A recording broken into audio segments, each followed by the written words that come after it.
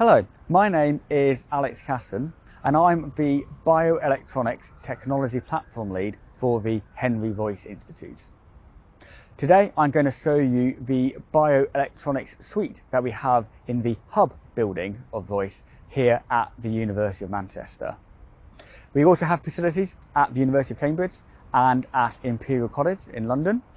And we've also got fabrication facilities which are based in the hub building behind me. But today we're going to focus on our test and characterization for bioelectronics. So the first thing that people ask us about bioelectronics is, what do we mean by it?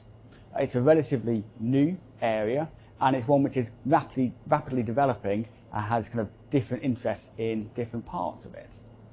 To us, bioelectronics is about interfacing with the electrical systems that we get in biology. So electricity isn't always the first thing you think about when you think about living beings and humans and so on. But actually there's lots of electricity in your body. We see it in the operation of the heart, and you may have seen electrocardiograms on TV where you kind of see the beep, beep, beep and so on. But actually the same thing happens in your head, and we can measure that electricity in your eyes, in your muscles, in your nerves, actually across every cell membrane in your cells for an electrical potential. And so bioelectronics is about interfacing bidirectionally with that electricity. So by bidirectional I mean recording, but then also stimulating, so modulating the electrical activity that we have. So there's lots of materials challenges in realizing bioelectronics. So my personal interests are around flexible electronics, so making devices that aren't rigid, they don't sit on top of the body, but they can follow all of the micro contours of the skin. There are other people interested in making flexible brain implants, or implants for things like deep brain stimulation that have less scar tissue formation, so they have less of an inflammatory response once they're implanted, and then they can last longer. So what we're going to do is have a look at our facilities here in the Royce hub in Manchester. We're going to focus on our test and characterization facilities. We have some manufacturing facilities for bioelectronics in a different lab, but we're going to focus on the lab we're in at the moment.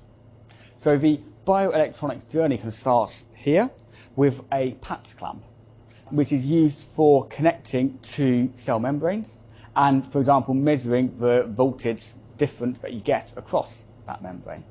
And you can stimulate the cell as well. And so there's lots of work about making electroactive scaffolds for growing cells. So novel materials for making a nice medium for cells to grow in.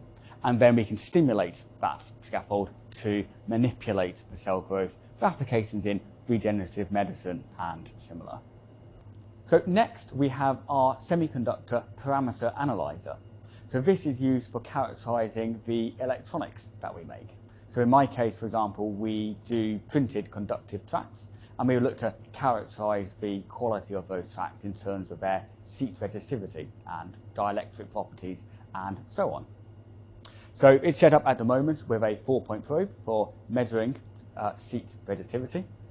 And the idea is that we can probe our electronics here, and then we can probe our biology right next to it. And we can do the both together very iteratively to generate bioelectronic platforms. So what we have next is our potentiostat. So this is for doing electrochemistry investigations, so things like cyclic voltammetry, electrical impedance spectrography, using that for characterizing biosensors and similar. A key feature that we went for with this system was scale up. So we've got 64 independent potentiostats, either for doing kind of multi-channel systems, multi-species biosensors, for example, or just letting multiple people do their work at the same time. So then what we also have is a wide range of electronics characterization kit. So we've got a dedicated impedance analyzer for building circuit models of the impedance of different materials samples. But then also characterization equipment that goes all the way from DC up to 26 gigahertz. We put a lot of emphasis on the low frequency range of that, from 0 up to a few kilohertz, really the frequency range where biology operates, and carefully selected kit for kind of low flicker noise, high resolution, low voltage, low current operation. So we've got a number of multimeters, oscilloscopes and similar, as well as kind of wireless transmitters and sensor kits, so we can build complete bioelectronic devices that sense and actuate through the materials, collect data with some electronics and then transmit it somewhere else. So that electronics capability extends into the manufacturing. So we've got a range of equipment for high-end precision soldering, including reflow and similar.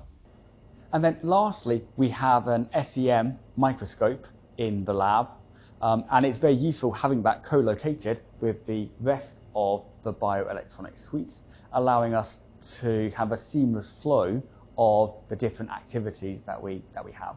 We spend a long time thinking about the science flow from probing your biology to probing your electronics to building out complete electronic systems.